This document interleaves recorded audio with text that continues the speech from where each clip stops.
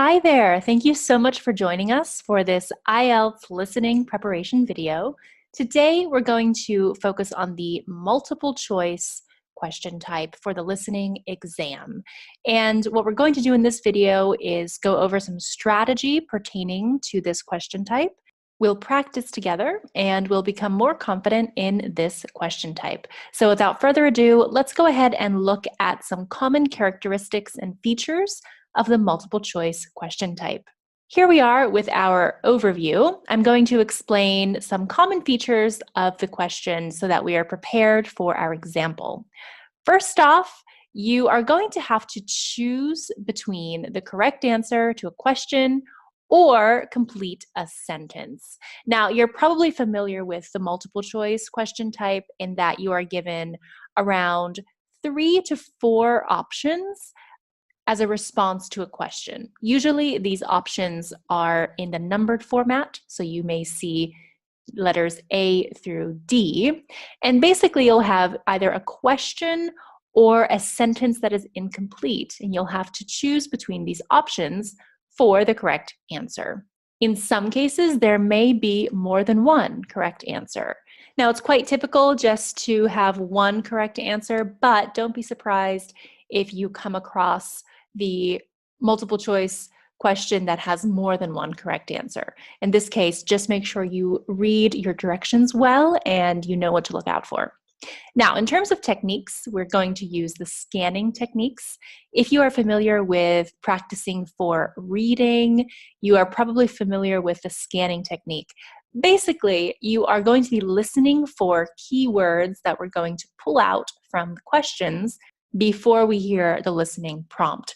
So scanning is listening out for key words, and these words will call our attention, and then we'll have to listen for more information once we hear the key words.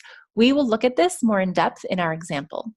And lastly, we're going to use process of elimination, the very famous POE.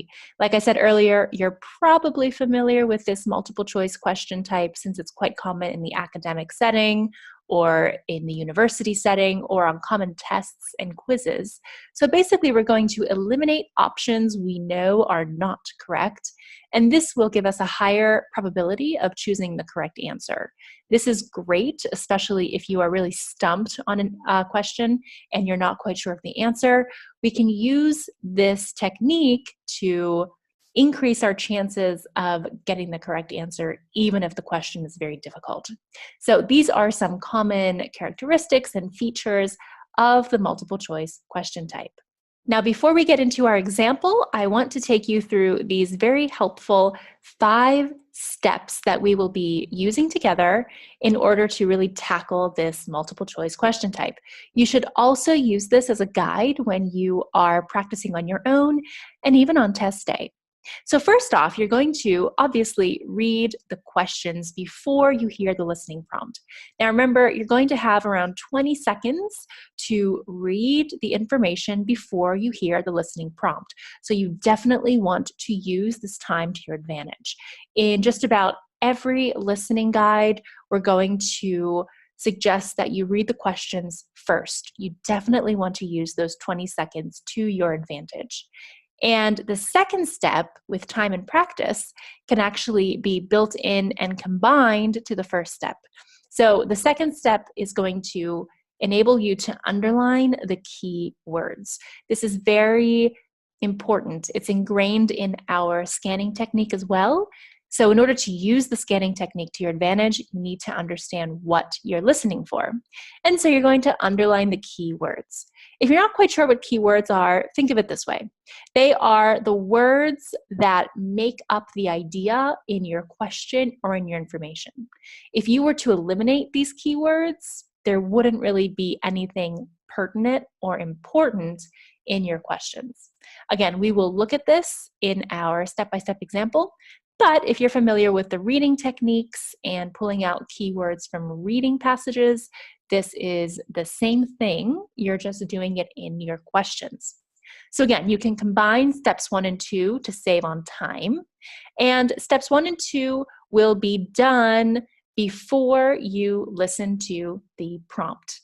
The last 3 steps will be done at the same time, so we'll also work on our multitasking techniques. All right, so as you're listening to the prompt, you're going to have to take notes on key information. We'll look at this in the next step, but this will sort of depend on the section you are in. So if you're familiar with our overview lesson, there are 4 sections to the listening portion of the test. So you will know which section you're in before you hear the listening prompt, and the section will dictate what kind of notes you take. So don't be alarmed. This information is all in our overview lesson, and you can go over there to find out more about that. But like I said, we'll look at it at the next step. Then when you are answering your questions, you're going to use process of elimination. So like I talked about previously, if you are faced with a very difficult question, you can go ahead and eliminate the options as you go along, and this will increase your chances in getting the correct answer. Multiple choice questions are quite helpful because you can use this technique. You can't really use this technique with any other question type for this exam, so really use it to your advantage. And of course, lastly, you want to be accurate. This is sort of something you should keep in mind in general, but always double check your answers if you have time. Make sure that you selected the correct number of options or answers, and just make sure that you are writing everything correctly in your answer sheet. All right, now today's example is going to focus on section 4. So I'm going to briefly describe some points that you should keep in mind for section 4. Now, it's going to be a monologue. So what does this mean? It means that one person is going to be speaking for the entire listening prompt. So that is section 4. And they're usually going to be speaking about an abstract topic. Now, this is most likely going to involve something that you would hear during a university lecture, for example, or something that would be studied in the academic setting. An example of this would be the flight path of a certain type of bird in the winter, okay? And for this reason, section 4 is known to be the most difficult section in the listening exam. As we know from previous examples and studying the listening test, the sections increase in difficulty. They include both general and academic conversations and lectures. So since this is the last section, it makes the most sense for this to be the most difficult. Now, I have this in quotations because it really depends on the test taker, and you'll have to practice a few of these to get the hang of it and to really understand whether or not this is the most difficult for you. Just because this has a reputation of being difficult doesn't mean that you specifically will struggle with it, but just keep in mind that this will probably take the most critical thinking and attention. And for that reason, it's very important not to lose track. What I mean by this is, since the topic is so abstract, it could be hard to understand and also hard to pay attention to. It isn't a conversation, so a lot of test takers aren't as invested in this section because it's just not known to be very interesting. If you lose track, you're going to miss potential answers, since the answers will most likely come in order. So in order to help you stay focused to the listening prompt, we suggest using an outline note system for this section. Now, just to be clear, you'll want to use an outline for listening prompts in section 4, regardless of the question type. So it's a really great idea to prepare yourself before each section's listening prompt is played, and know that section 4 should be connected with taking outlines. For the very reason that I mentioned previously, you don't want to lose track, and you want to be able to reference something once the listening prompt is played, because again, you'll only be able to hear it once. Now, in an outline, we really don't mean writing everything you hear. We mean outlining in terms of connecting to your key words and making abbreviations, using a nice symbolic system, things that will help you understand what was said in the monologue. And we'll go through this in the next section. where we will go through our step-by-step example. Okay, so we're prepared. We have our question type, multiple choice, ready and clear. We know our section. Let's get started with our example. Here we are with our questions. Now on the left-hand side, you will see questions 36 to 40, and we have our multiple choice questions. On the right-hand side, I will be writing out the outline. I'll be typing it as we listen to the prompt. This way you can see exactly what I'm focusing on when I'm writing. And this will look at keywords and the main points that we will gather from these questions. Something to keep in mind for this step-by-step example is that the listening prompt we're going to use today actually has questions 31 through 40. So notice how our example today is 36 through 40. So just keep in mind that we are doing half of the work today, but we're listening to the whole listening prompt. Additionally, you'll have to keep in mind that when we are listening to the directions and when we are utilizing those 20 seconds for reading and underlining keywords, in the real exam, you would have to be doing all of this for questions 31 through 40. So it's sort of double the work. What does this mean? This means that today in our step-by-step example, we can take things a bit slower. We can read these together once or twice. We can underline the key words together, but we will be doing so in the order that you would do so in the exam. So we'll listen to the directions first, then we'll pause. We will underline the key words and read the questions. Then we will go back into our listening prompt, take our outline, and then briefly answer the questions. A nice tip to keep in mind is that the directions are pretty much the same. They're quite basic. It will be someone saying that you're going to hear a listening prompt and that you have time to read the questions. This will not change because the structure of the listening test is the same. So what you could do to maximize on your time is to get in the listening mode and read your questions, underline your keywords as the directions are being played. There isn't any key information in the directions that will make a difference in your exam. So go ahead and use that time to your advantage by reading briefly and underlining as many keywords as you can. Okay, now just to remind you, we had our first step, which was read the questions. So in this case, that is everything that is in bold.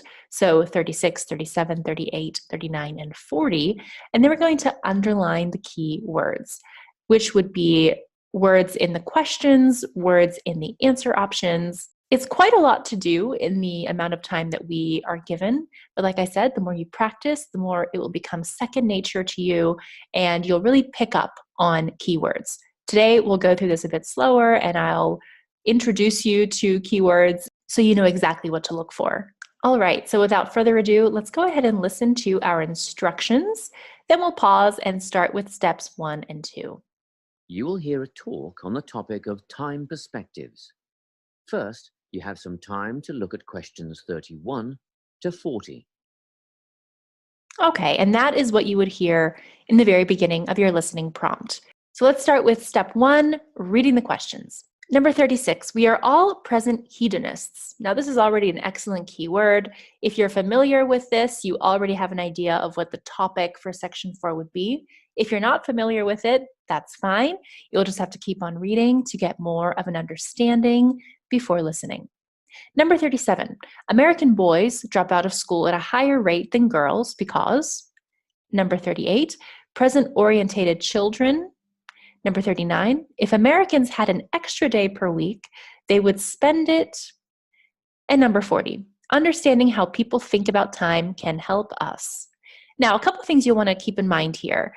This multiple choice example is asking you to complete the sentence. Now remember, we looked at the 2 options earlier. You can either complete a sentence or answer a question. Here we're going to complete a sentence. This is quite common for the exam because you'll hear sentences in the listening prompt and you'll have to figure out which sentence endings are the correct answer. If you have a question, on the other hand, you'll actually have to think a bit more. So that entails more critical thinking skills because you'll have to read the question, think about what you've heard and think about the correct answer. So we're actually quite lucky to have this sentence completion multiple choice question today. All right, now that was step one, reading the questions. Now we're going to underline our keywords in the questions and also in the answer options. Remember, you can do all of this in one step with more practice. So you could combine steps 1 and 2, and this will really save you on time. With more practice, it'll become second nature. Let's go ahead and underline. We are all present hedonists. Now I've underlined both because present describes the type of hedonist, and I'm sure in the listening text they'll differentiate between a few. So I want to make sure that we are specific enough to know that it's present. I haven't underlined we are all because usually you're not going to underline pronouns or the verb to be. This is not important. We just want to focus for the specific information and the information that is necessary to relay the point of this listening prompt. Let's look at our options. We have at school, at birth, while eating, and drinking. Now you notice how I haven't underlined at. It is not necessary. I see that school is important, birth is important. I haven't underlined while because it really isn't the point. I just want to think for the keywords eating and drinking. If you think about it, the words at and while will probably be used in this listening transcript many times. We don't need to focus our attention to these words. We want to focus our attention to specific verbs or adjectives or types of people, and so on and so forth. Let's go ahead and look at number 37. We see American boys drop out of school at a higher rate than girls because, now here I'm focusing on a nationality because for all we know, the listening prompt could talk about British or Australian or Scottish, we're not sure. So I want to make sure that I'm listening for American boys. I've underlined drop out, but I haven't underlined school because my understanding of the word drop out, which is an excellent phrasal verb, already tells me that it has to do with school. This is a great example of how vocabulary can help you as well. You've just saved yourself from underlining school, and you've also just saved yourself an extra word to listen out for. So drop out is an excellent key word here, and higher rate than girls. So I want to make sure that I'm listening for how boys drop out, higher rate than girls. Our answer options, they need to be in control of the way they learn. So here I want to see in control and learn. Need to be is not necessary because I'm listening already for these specific terms. B, they play video games instead of doing schoolwork. Now in this case, again, I know that video games can be played, so I don't need to underline this verb. And C, they are not as intelligent as girls. Okay, great. Let's look at number 38. Present-orientated children. Now I'm going to underline present-orientated. We've just talked about boys and girls, which is children, so I assume that since the answers will come in order, we'll already be talking about children, so I don't need to underline this necessarily.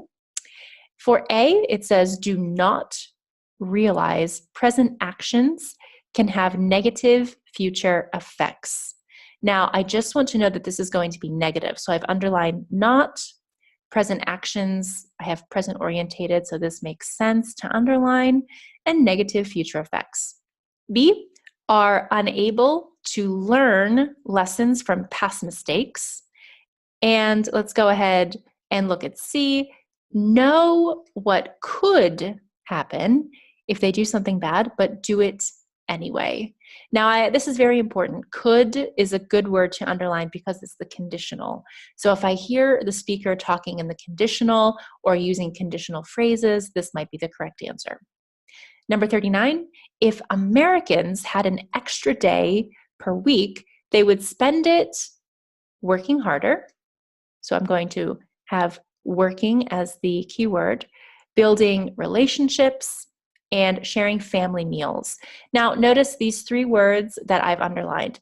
I've underlined working in A, but building and sharing, the verbs in B and C, I haven't underlined, and I'll tell you why. Working is the key idea for A. So it's going to involve work or going to the office or career. Working is the main thing here. B, the main point is relationships. This is what is specific to B. You can really build anything. You can also share anything. There are many options for these two words. So the speaker could say perhaps building a career, who knows, or building houses for the homeless. It could really be anything. So you want to focus on what is specific. The word itself, relationships, is specific enough and can't be used in other ways as building can be used. Family meals are very specific and they can't be used in other ways, but sharing could be used in other ways. So make sure you just think about what is specific. And the last one, understanding how people think about time can help us become more virtuous, work together better, and identify careless or ambitious people. Okay? And so same idea here, virtuous is specific, work together is specific, identify people is also specific. All right, so we have just done steps 1 and 2. You might think this took a bit of time. It did, just because I wanted to make sure you understand the rationale behind which words are being underlined, but expect to do this in about 10-15 seconds in the actual exam, because remember, you will also have another section. Don't worry though, it really will become second nature the more you practice. And even if you are briefly reading and skimming, you already have a nice idea of what the speaker is about to say. So even if you do not underline everything or you don't have time to really think about the specific keywords, that's okay, because you've already prepared yourself for what you're about to listen for. You never want to listen blindly. So you never want to just sit at your desk for these 20 seconds and be anxious or think about something else. You really want to use this time to maximize your chances of understanding the listening prompt the first and only time that you will hear it. All right, now we're going to listen to the prompt. And as we do that, I'm going to type out my outline. Afterwards, I'll tell you exactly why I wrote certain things, and then we will use the prompt and the outline to answer our questions. Okay, now I have gone ahead and just cleaned up our underlined keywords just so it's a bit cleaner and a bit more clear.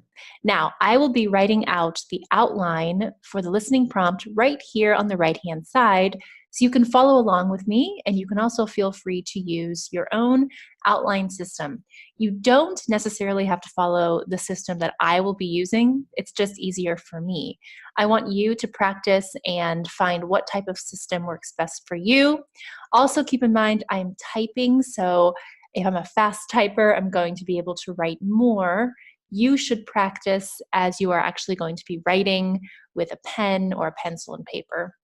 So we'll go ahead and listen, follow along as I type, and then we will re-examine after. Listen carefully and answer questions 31 to 40. Today, I'm going to be talking about time. Specifically, I'll be looking at how people think about time and how these time perspectives structure our lives. According to social psychologists, there are 6 ways of thinking about time, which are called personal time zones. The first 2 are based in the past. Past positive thinkers spend most of their time in a state of nostalgia, fondly remembering moments such as birthdays, marriages, and important achievements in their life. These are the kinds of people who keep family records, books, and photo albums. People living in the past negative time zone are also absorbed by earlier times, but they focus on all the bad things, regrets, failures, poor decisions. They spend a lot of time thinking about how life could have been. Then, we have people who live in the present. Present hedonists are driven by pleasure and immediate sensation. Their life motto is to have a good time and avoid pain. Present fatalists live in the moment too, but they believe this moment is the product of circumstances entirely beyond their control. It's their fate, whether it's poverty, religion, or society itself. Something stops these people from believing they can play a role in changing their outcomes in life. Life simply is, and that's that. Looking at the future time zone, we can see that people classified as future active are the planners and go-getters. They work rather than play and resist temptation. Decisions are made based on potential consequences, not on the experience itself. A second future-orientated perspective, future fatalistic, is driven by the certainty of life after death and some kind of a judgment day when they will be assessed on how virtuously they have lived and what success they have had in their lives. Okay, let's move on. You might ask, how do these time zones affect our lives? Well, let's start at the beginning. Everyone is brought into this world as a present hedonist. No exceptions. Our initial needs and demands, to be warm, secure, fed, and watered, all stem from the present moment. But things change when we enter formal education. We're taught to stop existing in the moment and to begin thinking about future outcomes. But did you know that every 9 seconds, a child in the USA drops out of school? For boys, the rate is much higher than for girls. We could easily say, well, boys just aren't as bright as girls. But the evidence doesn't support this. A recent study states that boys in America, by the age of 21, have spent 10,000 hours playing video games. The research suggests that they'll never fit in the traditional classroom because these boys require a situation where they have the ability to manage their own learning environment. Now, let's look at the way we do prevention education. All prevention education is aimed at a future time zone. We say, don't smoke or you'll get cancer. Get good grades or you won't get a good job. But with present-orientated kids, that just doesn't work. Although they understand the potentially negative consequences of their actions, they persist with the behavior because they're not living for the future. They're in the moment right now. We can't use logic, and it's no use reminding them of potential fallout from their decisions or previous errors of judgment. We've got to get in their minds just as they're about to make a choice. Time perspectives make a big difference in how we value and use our time. When Americans are asked how busy they are, the vast majority report being busier than ever before.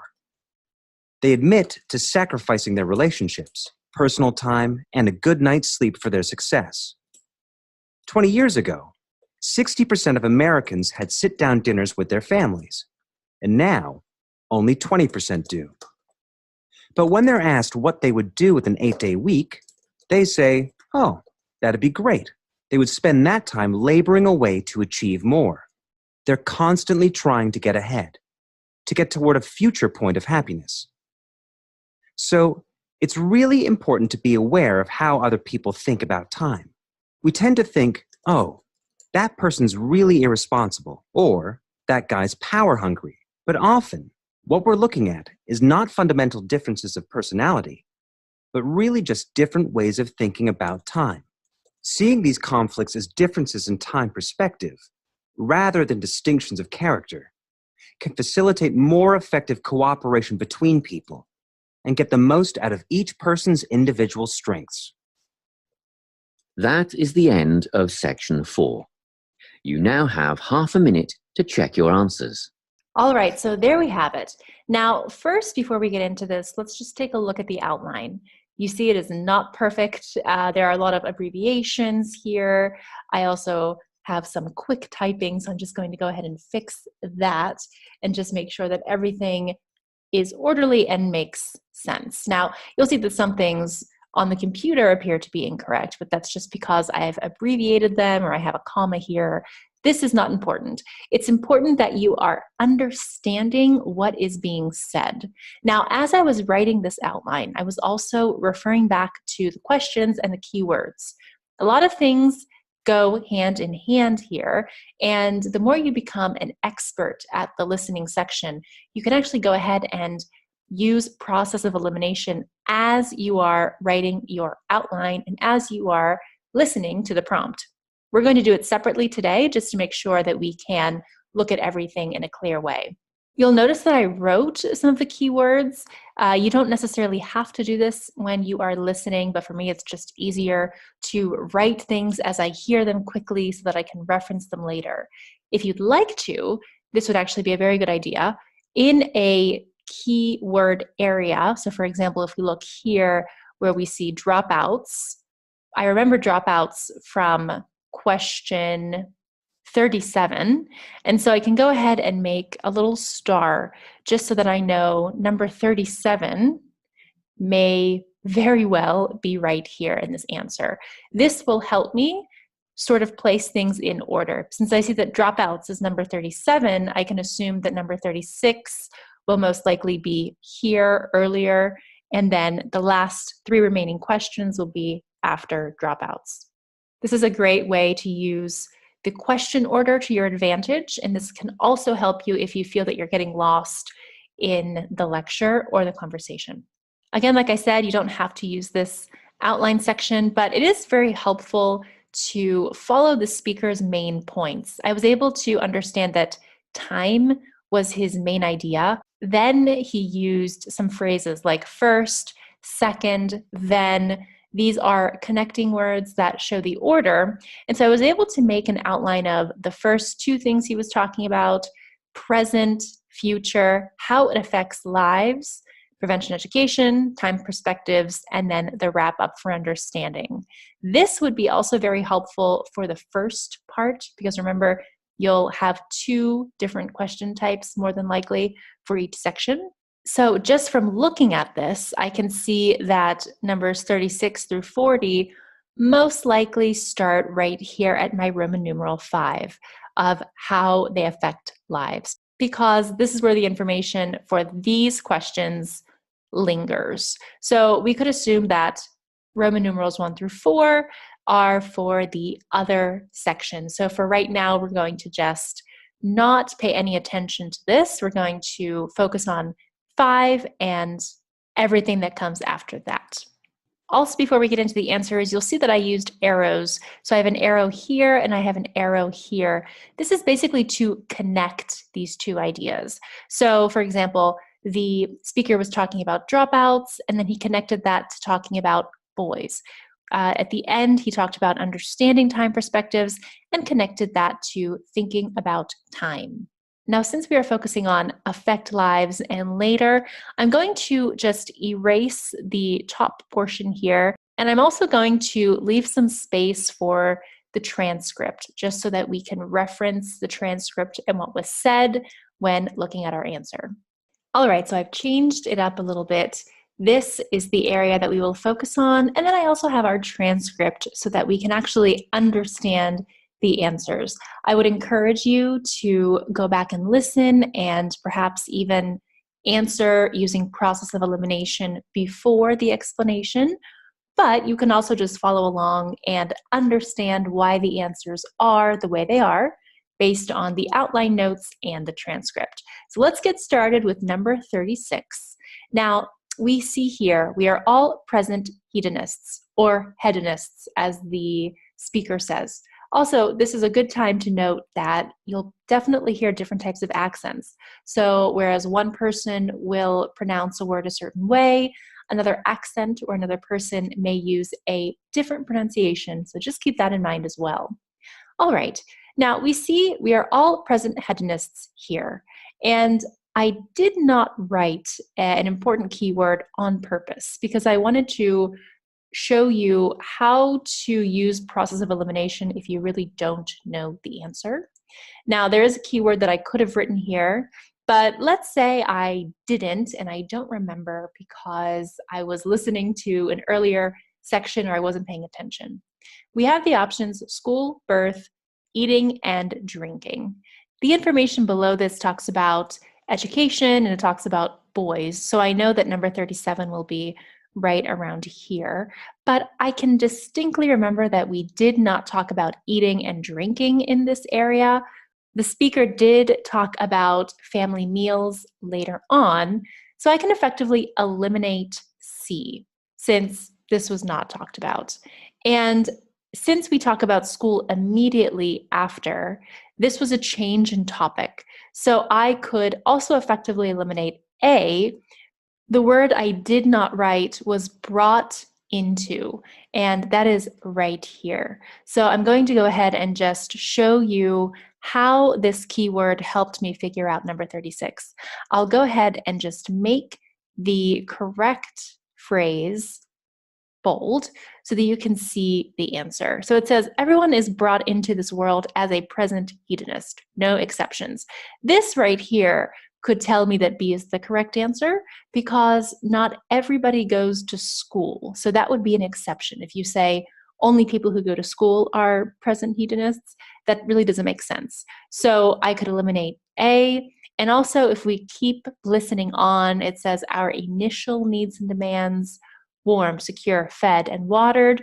These are all things that have to do with being born, being a baby, and so B would be the correct answer here. All right, let's move on to number 37. We will check our notes, and we're looking at education, dropouts, and so I have number 37 here. Now it says, boys play more video games, and that just doesn't fit well in the traditional classroom. And then this last phrase here, boys need to manage learning. So even though we have video games, which is a key word that we underline in B, this isn't necessarily the reason why the American boys drop out of school at a higher rate. The speaker said that it was because they need to manage their learning. This is a very common trick in the IELTS exam to include something that is definitely not the answer. Now, number 37 is actually quite difficult. I would say it's probably the most difficult question in this section because we have the keyword of video games, and video games is in B, but then we have C, which says boys need to manage learning. And managing is a synonym for in control. Now, I haven't written anything about intelligence, but the speaker does say something about boys not being as bright as girls. So basically, the speaker has given us 3 clues for A, B, and C, making process of elimination that much more difficult. But you really need to pay attention to this last point. Boys need to manage their learning, which would correspond to A. They need to be in control of the way they learn. Let's go ahead and look at exactly what the speaker said. So I'm going to go to number 37 in our transcript and just make that bold for you to see. And it says, the research suggests that they'll never fit in the traditional classroom because these boys require a situation where they have the ability to manage their own learning environment. Here you see a classic explanation. So they won't fit in the traditional classroom because they need to manage their own learning environment. And if we look at before that, the speaker does talk about dropouts, which is right here. A classic trick in the IELTS exam is to provide 1 or 2 keywords or clues that are not the answer and then the answer. So let's look at this. It says here, dropouts and boys. So we're listening for number 37. And it says, we could easily say, well, boys just aren't as bright as girls. But the evidence doesn't support this. So this means that even though number C is sort of included in this phrase here, the speaker immediately says that is not the case. So if we're listening along, writing our notes, and reading our keywords, we could eliminate C as the first option. Then we go on to read, a recent study states that boys in America by the age of 21 have spent 10,000 hours playing video games. This corresponds to B in a way because this statement doesn't necessarily say that boys are playing video games instead of doing schoolwork. So B is actually not the case as per the transcript. So we can also eliminate B. And so that leaves us with A, which corresponds to this last point here, and it also corresponds to number 37, which is right here in bold. It's a lot of work to do as you listen. And that's why keeping your outline can actually help you because you can use the time during the transcript, but also immediately after, to just check your notes and quickly eliminate anything or to eliminate any doubts that you have. So bottom line, we see that A is the correct answer. I'll just clear our screen to make things a bit easier to read, and let's go on to the next question. So we see present-orientated children, and this would take me right here, prevention education. So I see here that present-oriented children are persistent with their behavior. They don't live for the future, they live in the moment. And so since nothing was said about the past, I can effectively eliminate B because nothing was discussed regarding the past. And so we have to decide between A and C because A does have the keyword of future, which was in our outline, but we also have C, which talks about the conditional and the fact that these children know what could happen if they do something bad. And I remember that the speaker said that these children understand future consequences, but they're living in the moment. So the fact that they can understand their consequences would also eliminate A. And if we were thinking about this as the speaker was actually going through the lecture, we could focus right here in the transcript. Let's take a look. It says, although they understand the potentially negative consequences of their actions, they persist with the behavior because they're not living for the future. They're in the moment right now. And so that is a great clue to show us that C is the correct answer. Let's go ahead with number 39. Now, number 39 was right around here in our last section, and we were talking about Americans. So this is a great keyword. We see it in our outline and also in the question, and it talked about 60 versus 20. We can not even worry about that because that was not in our question.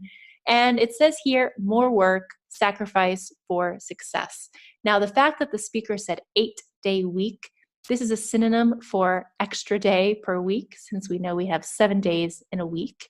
And just the fact that we see here, more work, corresponds directly to A, working harder, because the speaker didn't really necessarily talk about building relationships.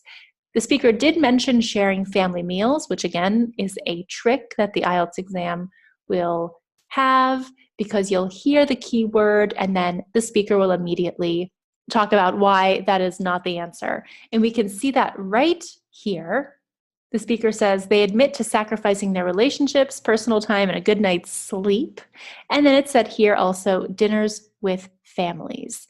But right here, this is the excellent clue. But asked what they would do with an 8-day week, they say they would be laboring away. And notice how the speaker used the word labor instead of work. Another common trick is to use these synonyms. So let me just go ahead and show you the correct answer. I'll put it in bold just so that we can read it and that it is clear. We see 8-day week, time, laboring away. So this is the correct answer for 39. And lastly, let's go ahead and look at number 40, which we have as just a sentence here. Understand, thinking about time, cooperation, and strengths. The fact that I've written cooperation makes me think of working together. And again, nothing was necessarily discussed regarding virtue. I didn't write this word. It didn't stick out to me, so we can eliminate that. Careless or ambitious people was discussed, but it isn't the correct answer. Let's look here at the transcript. Seeing these conflicts as differences in time perspective rather than distinctions of character can facilitate more effective cooperation. So there's our keyword again, between people, and get the most out of each person's individual strengths. Now, this relates clearly to B, but remember, if you go a little bit above here, the speaker mentions people being irresponsible or power hungry, and this may cause people to select C. But it's very important to listen for these main key words, because the last sentence here really summed up the transcript and gave us an answer to number 40, because understanding how people think about time will help us facilitate cooperation. This is a really good key word. So you see how we used the outline to our advantage, process of elimination for a case where we may not have known the answer, and really effective key words. Now remember, today we separated all of these steps. So we read the questions first, then we underlined our key words, then we listened and made our outline, etc., etc. During the actual exam and when you practice, you should try to do all of these things at the same time. This way you can answer as quickly as possible and really get your mind into the test-taking mentality. Let's go ahead and wrap up this lesson. Okay, now let's wrap up this lesson. We did a lot today, so let's just go over some handy do's and don'ts. First off, you want to utilize your time. So utilize those 20 seconds that you have prior to hearing your listening prompt. Read your questions, underline your keywords, and then actively listen for those keywords during the prompt. Also remember the order. Now, answers will most likely come in order, and this means that your notes can help you. Like you saw earlier, I was able to identify where number 37 was, and based off of that information, I was able to understand where the answers were in my outline. Of course, speaking of outlines, you want to find a technique that works for you. This will take practice, this will take time. Just because I used a very detailed, formal type of outline doesn't mean that that would work best for you, but if it does, great. So just make sure you practice outlining and multitasking, and of course, taking notes and using process of elimination for the multiple choice question. Then for your don'ts, you don't want to waste time. Obviously, you only have a certain amount of time to listen, to write, take notes, and answer your questions, so use it wisely. And you don't want to focus on one thing. So don't just listen, don't just read, and don't just answer. You'll need to combine these three tasks in order to have enough time to complete everything.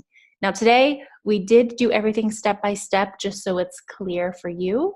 Now, when you practice on your own, feel free to combine these steps and really maximize your time.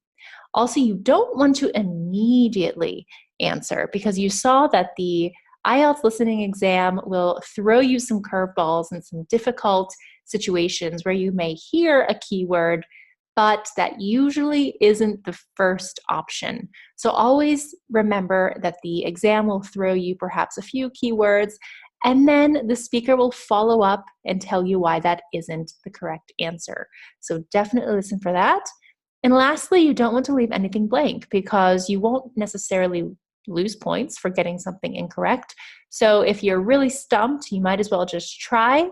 If it is incorrect, you just won't get a point.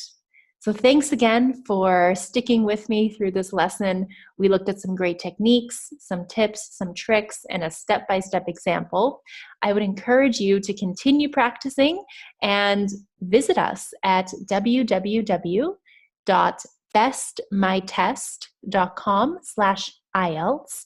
There you'll be able to find many different practicing techniques and many different practice tests, and you can go ahead and become a master at IELTS listening.